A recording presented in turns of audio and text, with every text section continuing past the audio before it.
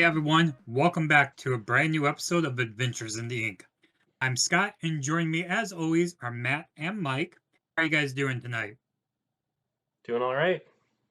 Well, we're here with another exciting episode as we dive into the upcoming Set 7 Arcasia's Island. We thought tonight would be a good time to bring back a topic that we've talked about in the past, but we want to dive into it a little more detail. And that's talking about a what if scenario of what if Lorcana got a commander format. So, Matt, I'm going to turn it over to you. And can you just give us a recap of what I mean by a commander format? So Commander is probably at this point the most popular format in Magic the Gathering.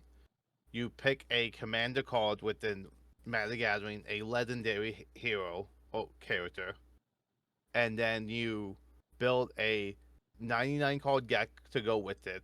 The deck can only be the same colored as the commander, and you can have no duplicates other than land or basic land. So it's for the most part, it's a singleton format. And it has some modified rules, like you have double the life point, and the commander have its own special rules. But other than that, it's a bakery, just a normal game of Magic.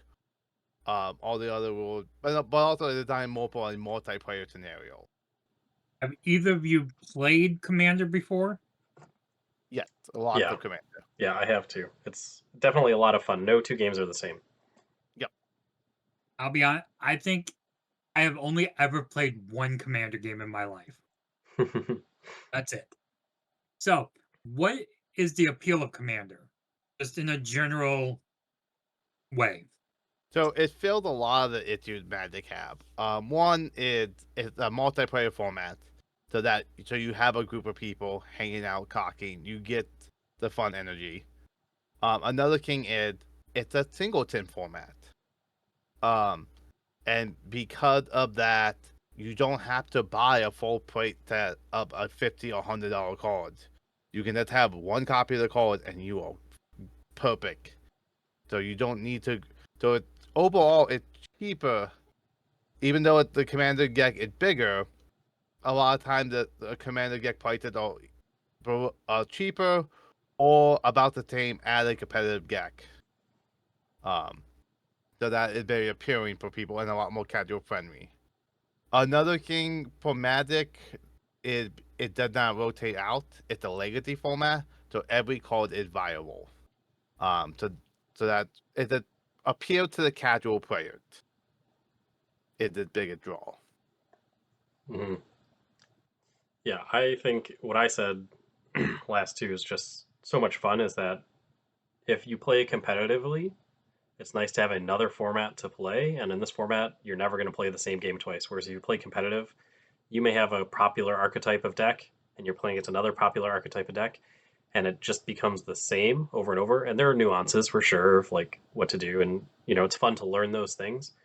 But in a game like this, you really have to think on your feet and kind of know your deck and play to your outs, but also it's just a lot more variance and luck that are involved. So, why exactly is it called Commander? So basically, when when the format first became a thing, it was actually called Elder Dragon Highlander, and that was because there can only be one. The commander they built around with all the Elder Dragons. But when Wizards started printing product for it, they wanted a more marketable name, so they went with Commander. But that as far as I'm aware, that's why they called that. Uh, and I know in Commander we have a character that's called Commander. Is that any character, or does it always have to be a special type of character? Have to be a legendary. Yeah. So Um, legendary and magic is different than legendary. So for those of you who aren't Magic the Gathering players, legendary is actually like a character type. Like in Lorcana, you have hero or villain or ally. It's a type like that. Legendary is a very specific type. yeah, keyword. Keyword, yep. Yeah.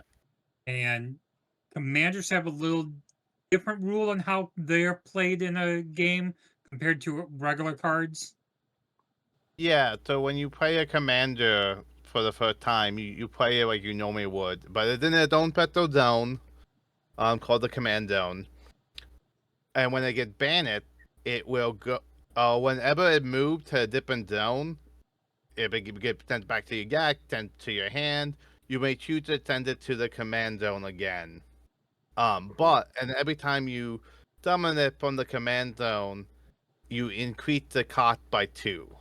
So if it cost you 3 the first time to summon it, it will cost you 5 the next time. That basically sets the stage of what a commander game is. Correct? Anything we're missing? Anything we want to talk about? No, I'd just like to point out again that typically Commander is most fun in a multiplayer format, but it can still definitely be played head to head. I hate head-to-head commander. It's so much better in multiplayer. Yeah. Okay. So now we're going to take everything you guys were just talking about the commander format in Magic, and why are we talking about it now with Lorcana? Why do we think it's viable that Lorcana come up with this playstyle now? Here we are a year and almost a year and a half into the game. Set 7's just around the corner. What makes this a format that should be used that Lorcana can use now? I can start. I think so. We're getting more and more cards, so there's definitely more options. Obviously, we are still generations behind the amount of cards that you can choose from in Magic the Gathering. However, there's a new type of card that has recently come out or been announced, not out yet, and that is the dual ink cards. So, Magic the Gathering, and many of the legend cards that are chosen for commanders are multicolor. And now this Lorcana finally has its own cards that are multicolor that fit that same theme. So it's almost it's it's much closer to a one-to-one translation. So it's almost hitting you in the head like, hey, maybe you could try this format if you want. Yeah, and I Matt, think. what you? Oh, no. Oh, yeah, I was saying, like, we're starting to see, like, Magic is in a weird place right now. And I think this also would be a good time, I think, to make it easier for people to transfer over from Magic. And also, like, so many accessories and stuff built for the. So I guess what I'm trying to say, why I think this is viable, is because this is the type of format people like. This is, the reason why this is the most popular format in Magic, and I think it would help grow Lorcana, and I think Lorcana, because of how similar it is to Magic, could really benefit from this type of format. And now it's like what Mike was saying. Now that we have the dual color cards, it is by far the best.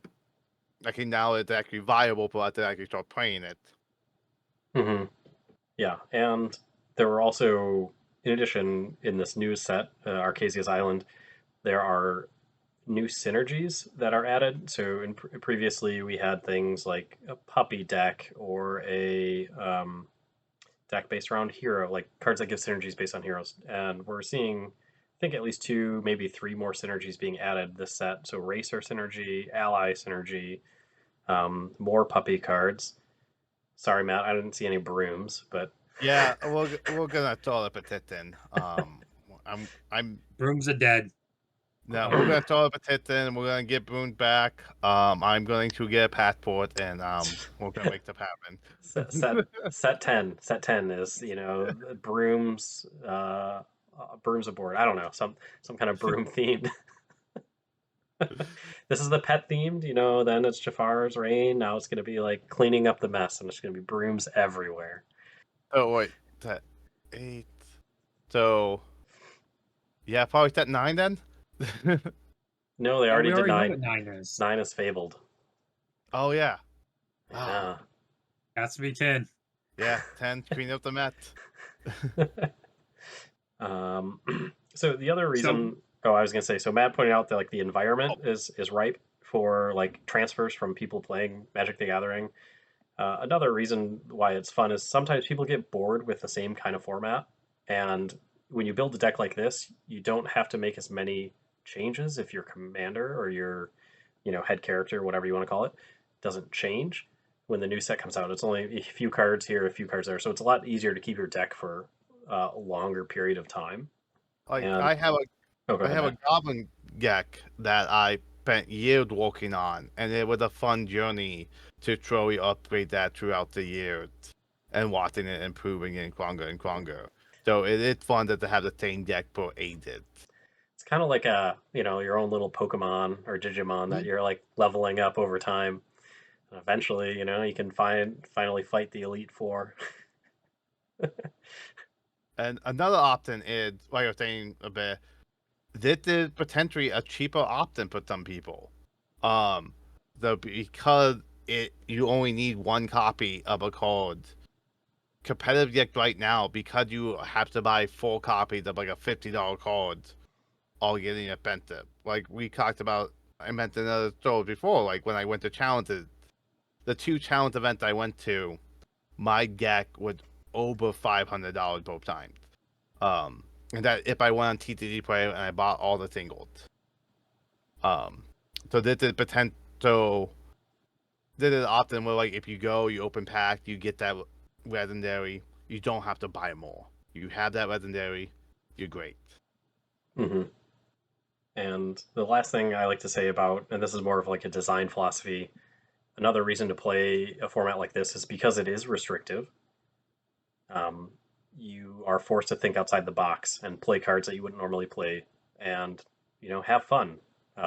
It may not be quote unquote the most competitive or whatever, but you're there's a famous quote by, I believe it was Mark Rosewater, but I don't remember.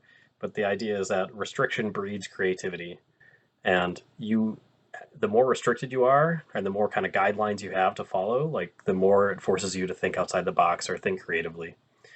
And so I think playing a commander format really leans into that. And like also because we so we talked about this a little bit in the previous time we talked about it, but like Commander started out as judges wanted to have a more wide variety of card interaction to help them familiarize themselves with the rules. And so this is you just get a much more bigger variety of cards you play with. You see a much more different interactions. It's a much better way to immerse yourself into the game and to see more cards in play. hmm So it sounds like the two of you are really passionate about Commander. You guys like the format. You really enjoy it. So now I'm going to have you guys flip your mindset though. And why would at this point would this not work for Lorcana? What Um, are downsides to a Commander format? so right now there are 408 cards per color, or sorry, 408 cards for every 2 colors. So 204 cards per color, and with the set 7, that'll add another 60-ish cards for a 2 color combination. So we're only looking at 450 cards to choose from. So chances are, if someone has the same color combination as you, your deck is going to overlap by quite a bit, even if you have a different commander. So that would say, I would say, be the number one reason why it's maybe not yet time, is that the card pool is still very limited. But again, restriction breeds creativity, so it's kind of fun to challenge yourself in that way. Yeah, and like to counter that point is that like I think one thing like yeah, it's very limited right now, but as we grow, that is a very solvable problem. So it's a good part to start talking about it now because in a year from now, the culture is going to be a lot bigger, and so and we'll probably have a lot more potential for different dual color character to like lead the deck. hmm So this is a problem that time will fix. Yeah. Now what? Now a problem that could happen in time is something that kind of happened with Magic. Is if this format becomes very popular, then that's all people really want to play, and the only deck people are building for. So people aren't going to be as competitive, or people aren't going to keep build the standard ticket called deck. They're only going to build commander deck. hmm Um, which is I see a lot of Magic is that a lot of people only want to play commander. Now I've been hearing that there might be actually a resurgence in standard right now. because of with the foundations and the stuff going on with Magic, but I'm not following Magic as closely as I used to follow it. Mhm. But that is the thing is that like when you have sometimes these formats tend to dominate, and sometimes people don't play multiple formats or build for multiple formats. So that is a potential downside to having that. The other thing is if the dual ink is required, we don't know. I mean, we have one set with dual link cards in it. If this is the only set with dual link cards, we can't use that as the restriction for choosing a commander. Otherwise, it will be too restrictive because there's, you know, yeah, it's just not a lot to choose from right now. Yeah, I mean, that is true. We have to see how stuff goes, but I don't think dual ink is gonna go anywhere. We may not be getting that many every set, but Hmm. I think it's a very the way they have the game set and how they're built. I can see them the Troy adding more and more. Yeah. So, anything else you guys want to say about why or why not we should have this format before I move on to the next thing I want to talk about?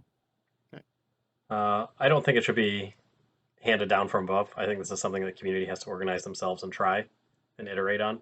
It's gonna, nobody's gonna get it right the first time. So there will be some growing pains and trying to learn what actually works best for Lorcana, but it won't necessarily be a one-to-one transfer from Magic's commander. And also, what's probably and we'll probably see something similar to what happened to Magic Commander is that it starts out as a fan format, and it have their own stuff, and then a community will form or Wizards would take over it, and it would have more official rules or more official settings and stuff going on. So yeah, this will, no matter what, this format will grow over time, and so what it started out, it is not going to how it ends. All right. Well, again, this is all a what if scenario. This is just what we're imagining. But now I'm going to let you guys have some fun. I want you guys, and Lorcana's all about imagination. I want you guys to imagine if there actually was a commander format in Lorcana. Let's actually talk about what it would look like. So, first off, how big do you want your deck sizes to be in this format? Mm-hmm. So yeah, we talked about this before the podcast, and in Magic, it's a 100 card deck, including your commander. But a lot of that is our lands. I would say typically the rule of thumb is 40% of your deck should be mana sources or lands. So that the actual playable cards reduces. However, Magic standard is still 60 cards, Lorcana 60 cards. So I would say Lorcana you could go up to 80 to make it larger, but you don't necessarily have to go up to 100, and you'll still see some of your cards slightly more often. So I think 100 is actually the way to go Yeah. for a couple of reasons. One being the whole point is to have what you're saying of no two games are alike. The reason why the no two games are alike is because you have such a big deck and you have only one copy of each card. So if you want to keep that, what makes it so fun is that when you only have so like the three of us, say we each have a commander deck, we could play 3 games in a row, and each game's going to be different. And that's part of the reason why Commander is so popular, is because you don't necessarily you can get more enjoyment and variety out of one deck. So I think that's why we should keep it at 100. Or one of the reasons we should keep it at 100 to get more variety out of the deck and to have more variety, different matches when you're playing against the same opponent back to back to back. Mm-hmm. Another thing is because Commander is 100 card, deck accessories are now built toward that because it's the more popular. So 100 card deck boxes are a thing. Dragon Trail sells trees in 100 boxes. So by keeping that at the same king, it helps these third parties who make these accessories be the same, and it's easier on the consumer. Sure. Yeah. I mean, but if you're And doing 80 and can you tell that Matt owns a game store with yeah, these comments? fine. I don't know. I think Yeah, 100 would definitely guarantee that every game is unique. I think 80 Singleton and Lorcana is still plenty, but yeah. I mean, if you want to have fun and don't want to do Commander, just try making a Singleton deck and playing against someone else's standard deck and see how well that goes. Well, that's the thing though. That's the same with when you do get the very format, you want only play against the deck in that format. Like we talked about Polkana and how we've been Hmm. messing around with that. We still need to do an episode on that. Um, Yeah. but you don't take a Polkana deck and have it against someone cold constructed deck because more than likely the cold constructed is going to win. Yeah, unless you want to enable hard mode.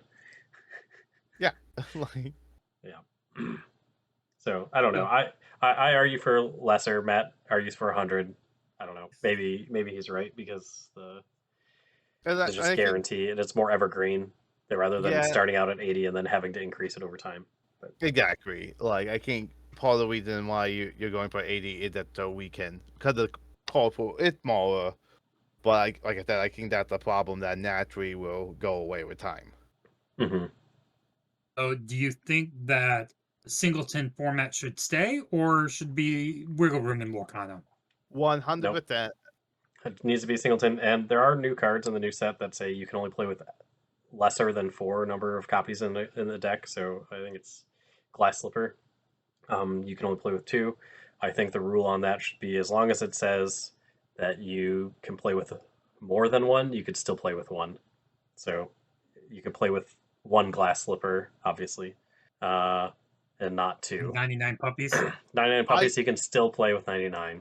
Yeah, 99 puppies and microbot would need to allow the rule. Which is how Magic is too. Is that Hmm. um because the same thing with any card game. The rules on the card overrides other rules. The game rules, yeah. Yeah. So the fact that puppies say you can have 99 in them, even in the format, you can have 99 of them, which Yeah. is gonna make puppy deck a fun, viable deck for people to play. All right, so let's talk about changes to the commander. What would we have to do to the Lorcana cards to make them an actual commander card? We There have to be some restriction on who can be, and I think the dual color ones are the best we got right now because that allow it to have 2 colors. Um, and with how Lorcana does the keywords and how Lorcana does the um, yeah, I think dual color is probably the best way to go right now because that will allow us to build the multiple colors and have restricted. Hmm. Yeah.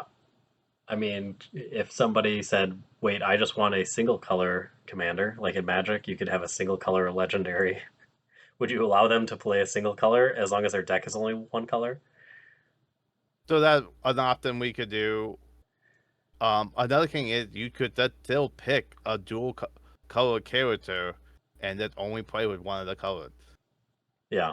Yeah, that's true. Um, Um, yeah, I think there are knobs you can turn, and if you were to do a transfer of the Magic Commander format into Lorcana, and one of those knobs would be the Commander Zone, like how much more does it cost to play? And they also, I mean, this is our next thing to talk about, but also the Commander damage. There's like I don't know, is it 20? If you do 20 Commander damage, the 21. person, huh?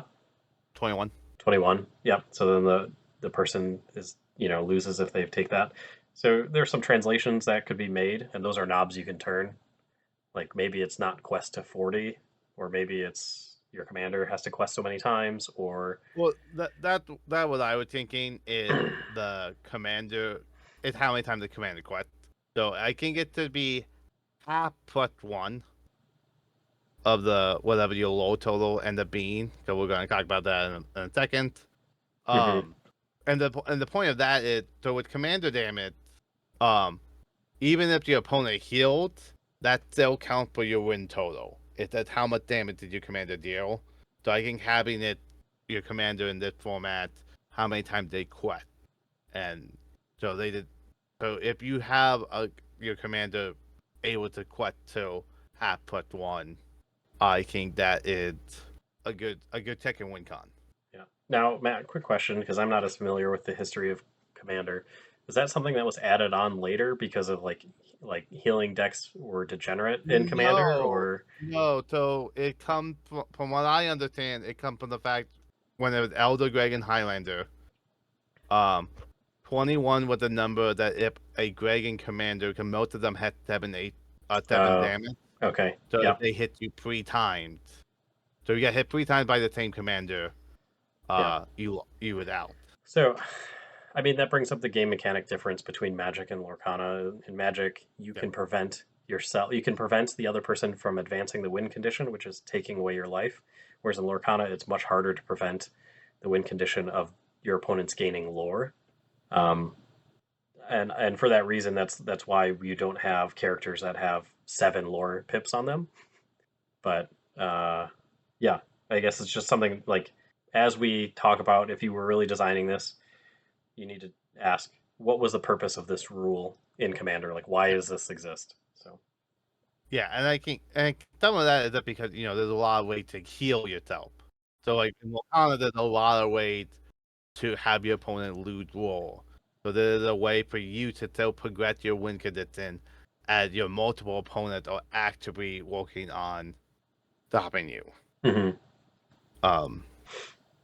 Well, because if we do like a direct translate, then I think having your commander quest for 3 times is gonna be too easy. Yeah. So I think having it be half +1, or So maybe that even the tap of the total win. the total lore needed. Yeah. Yeah, because you're still because even now if we keep it at 20, that's still at least 3 to 4 times it would take, depending on what the commander is, and depending on what other buffs and stuff you're playing with it. Hmm. Like that's not an easy feat, and that gives your opponent plenty of turn to stop it. Yeah. Okay. So before I move on to the next thing, I'm going to ask you guys this question. This is going to be unique to Lorcana.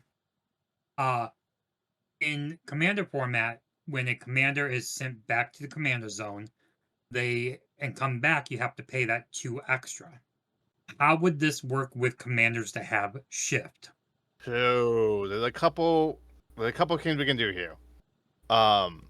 So with Magic, if your commander have an alternate cost to play it, or ability cost to play it, that doesn't go up. I play the Ninja deck, and one of the Ninja abilities that you pay the ninjutsu cost and you drop it with a card in your field, that never goes up because it's the ability cost, and the ability cost don't go up. So if we do a direct translation, tip cost won't go up, and that iffy. So that could be it could be a huge advantage, but the downside is you do need a valid tip target. Now that will make the new Baymax really good, but he is a good card, but he's also not like a playing you in the game card. So I think that's okay right now. Hmm. So I think there's gonna people that need the Permanent Whip to try it with playing it with the tip cost doesn't go up, and see how that actually affect gameplay. If that actually if it's a huge advantage to the Floodborn, and it make it so you want to play a Floodborn commander. With that, another thing we were talking about earlier, too, is that what's another rule we could have for that if we wanted to do only monocolored is we just do Floodborn. Hmm. Yeah. But yeah, I think without playing around with it too much, it's hard to say. But I think it potentially could be too powerful, so you do want it to it cost 2 more to play it. Yeah. Um, I would lean towards that to Yeah. start, but we'll see. I mean, that's the best part about this is like it's the Wild West. We can experiment, try new things. If it doesn't work. Okay. So you guys have already hinted about this earlier. Commander games double the life of a player to win. Or not win, but they double their life. So in Lorcana, we don't have life, we have lore. So should we double the lore? Should we triple it? Hmm. What's the win condition in this format? So I think part of, like you were saying before, I I think if we double it to 40, games obviously would go on longer. And that would give people more time to play. And because it is a single tip format, it's harder to build up combos and stuff. So I think it give people more breathing room, give people time to stop threat.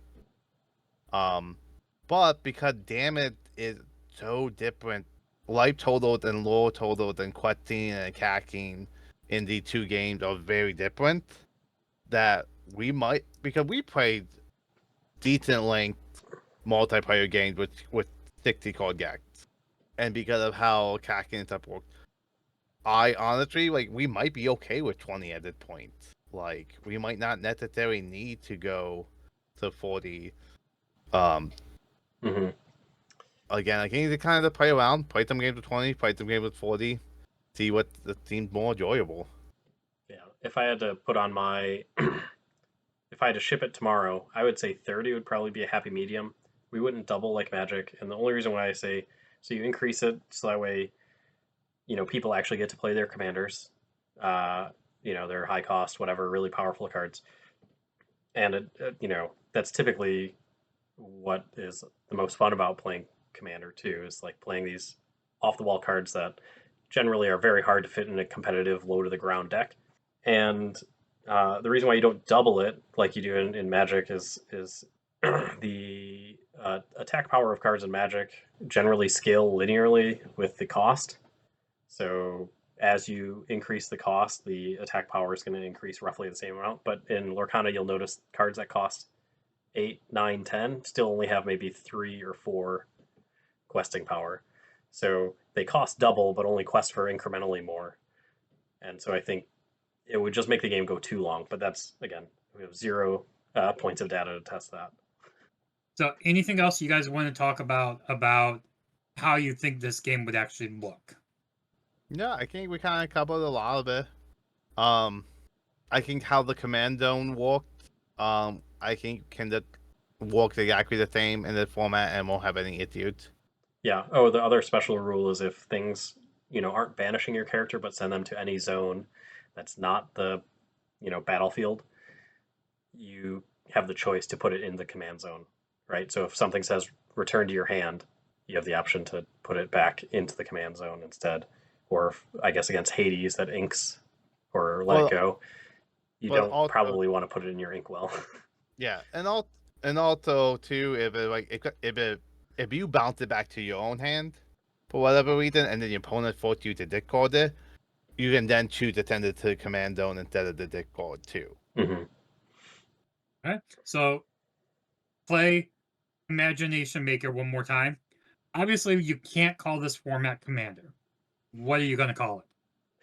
I mean, you could. You just get a lot of people angry. But Yeah. yeah, I think we talked a bit before, and the idea is that right, our characters are all of these things come from movies, and so you think of like something that's related to like you know the lead actor or main character or something like that, but those sound kind of bland. Yeah, So like go ahead, Matt. oh yeah, so we were talking before, and like some of the stuff we were throwing around, like we talked about main character, then, but also we talked about protagonist and antagonist, and then got through out Mouseketeers, which I think is also could be a fun one. Hmm. But then you came up with something I really liked. Yeah, I used the good old Google and found synonyms for I don't know what I looked for exactly, lead actor or something, or like leader or something, and it was luminary. And the definition is a person who inspires or influences others, uh, especially to one prominent in a particular sphere. So I think it's great because it ties into the Great Illuminary, which is already used as you know artifact or a location inside of Lorcana universe, and it kind of has that um, enlightening and verbiage, and it's something that's unique and probably not used elsewhere. Yeah, I like it. I think that fits well with a lot of the vocab and the themes they've been using, and I think definition wise, they did a perfect definition for what this format is. Yeah. The only downside is that it might be too close to the word Illumineer, which is their in-universe name for, us, or the characters who are summoning, or summoning the glimmers. Well, again, like if they decide to make it the official format, they will probably change the names if they can copyright. Yeah, that's true. Well, this week's episode, we're not going to do a card of the week. Instead, we're actually going to highlight 3 cards, and I'm going to talk about each one. And I'm going to have Matt and Mike talk about why they think this card would make a good commander, or in this what if scenario of a commander deck. And we are going to be using new dual ink cards from the new upcoming Arcasia's Island set. So we're not sure how these cards play out exactly because we haven't seen them played before. We're just going based on what we're reading on the cards. And the first card we're going to talk about is probably the only woman that will ever have my heart, and that is Belle. She is a 9-cost inkable card. She is Belle, the Mechanic Extraordinaire. She is a Bloodborne hero, princess, and inventor. She's a 7 strength, 7 willpower, and she shifts for 7, quests for 3. She has the abilities for each item card in your discard. You pay 1 ink less to play this character using her shift ability. She also has the second ability called Repurpose, which is whenever this character quests, you may put up to 3 item cards from your discard on the bottom of your deck to gain 1 lore for each item card you move this way. And it looks like the artist is Coney. Mm-hmm. Sorry, the card I'm looking at, it's tiny ink. I can barely read that part. So, why did we want to talk about Belle to be a commander? So Uh, one of the main yeah. reasons, you build around your commander, so you want a theme, and see very much an item theme. So it's easy for people to build around. It gives creative ideas, and the fact that also her ability that for each item in her deck card she's cheaper to play. That means he's gonna be a lot easier to get out and get out quicker. And I think that is really a big advantage when you're actually playing a commander game. Mm-hmm. Yeah, I think and she kind of fits it's not just any dueling card. It's kind of fits the theme of the original, Commander Elder Dragon Highlander, where it's like a big beefy card that you get out and you're just like, I'm gonna win. A card that you wouldn't necessarily be able to build a deck around easily in a standard format without jumping through a lot of hoops, but in a commander format, it's a lot more viable. Right. So, anything else you guys want to say about Belle? No, other than I think it'd be really fun to build a deck around this. The hard part is there are less items than a lot of other cards, so you're not building a Mike Watt. 100 item deck. Okay. Mike Watt solved all problems. Okay, fair enough. Microbots. Can you tell which one of these two plays a item heavy deck the most? I love my Microbot deck. Fair enough. All right. So the next card up is Windy Darling, the Pirate Queen. She is a 7-cost inkable, 5 strength, 7 willpower. She's a Dreamborn, a hero, a queen, a pirate, and a captain. She has evasive and quest for 2. She has the ability of Tell No Tales. Whenever one of your other characters is banished, you may remove all damage from chosen character. This card is from Joachim von Joel. Sorry. Again, we are probably butchering names, and we're sorry. Mike, we'll start with you. What's so special about Windy Darling? Well, Wendy has a large number of keywords or like characteristics. So she's Dreamborn, hero, queen, pirate, captain. And so 2 of those would be easy to build a deck around. So queen with the queen sensor core and other kind of royalty or queen synergies, and also pirates. And The pirates are, I think, would be great with the Jolly Roger synergy and her ability too. But overall, it's her keywords that you just say, is it a pirate? Then I'm throwing it in this deck, or is it a queen? Then I'm throwing it in this deck. You might still be limited to build if you're trying to build a 100 card deck that's solely pirates or solely royalty. However, those two keywords are probably the easiest to build off of her. The hero typically has been more of a sapphire one, but yeah, and we're still waiting on the Dreamborn synergy to play out someday. But also like her ability, Ruby had a lot of like self-damaging ability to like do 2 damage to your own character, do 2 damage to opponent character. So the fact that she also healed, she can play on that. I think right now she's a good one to mess around with because Queen, Pirate, and the damage and the healing stuff. You can basically just like have 3 different angles in your deck, and then she just works with all of them. So that's why she's a good commander choice because she does have different build around options, and also she worked well with a lot of options in the colors. And then the last card we are going to look at is Jasmine, the Inspired Researcher. She is a 5-cost non-inkable card. Strength of 3, willpower of 5. She is a Storyborn Hero Princess. Quest for 2. And she has the ability of Extra Assistance. Whenever this character quests, you have no cards in your hand. Draw a card for each ally character you have in play. This card comes from, is that Yano? Yeah, in quotes. Yano and Milika Lekovic. Again, sorry. So, Matt, we'll start with you. Why Jasmine? So we talked about all the like build around stuff. So T is basically ally tribal, and there's a lot of interesting allies we have, and also the fact that T is a draw engine. So especially when you have a big deck, you want T as much of it as possible, and having more cards is always an advantage.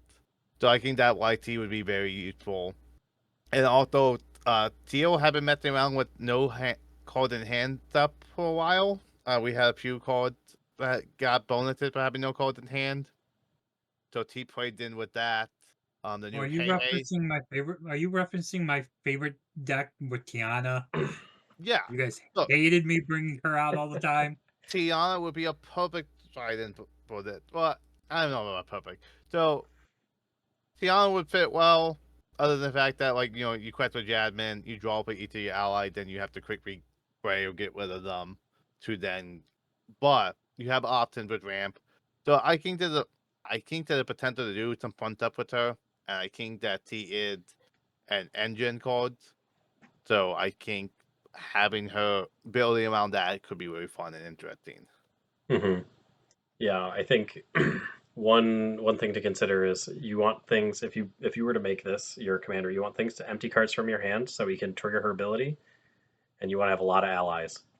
So to empty cards from your hand, you could either have a lot of low cost ally cards. So I just looked this up. There are allies that cost, so in Sapphire and Steel that cost 1. There's only 9, but if you bump up to 2, there's 33 different allies that cost 1 or 2 ink, and there's 57 that cost 1, 2, or 3. So pick and choose probably your best 40-ish out of those 57, and you already have a good easy like half of your deck is built.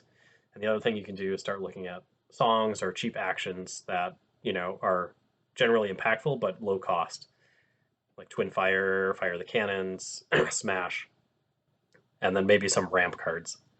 So if anyone wants to build that deck, send us a link on Dreamborn. Be really interested to see what you guys could make using Jasmine as your Illuminary, or sorry, Luminary, not Illuminary. I think that's also a good segue to what we're doing next week. It will. Next week, you can join us as we dive more into the dueling color cards, and you're going to see a little bit more of our thought process on how we build decks. So that's a nice little teaser for what's going to come up next on Adventures in the Ink. I would like to clarify though, the deck building will be in the core collected format. Yeah, not Well, not the commander slash luminary format. Yeah, But in case people are really interested in that format, let us know, and we can do episode about building aggro deck for that format. But next week we are going to be only focusing on the core collected format. yeah, Anything else you guys want to say before you sign off? keep playing, keep testing. Let us know if you find out fun new formats other than commander. Or that any rules or how or what you guys think about anything we said, like let us know, talk to us, give us some feedback. That's all the time we got for tonight, Illumineers.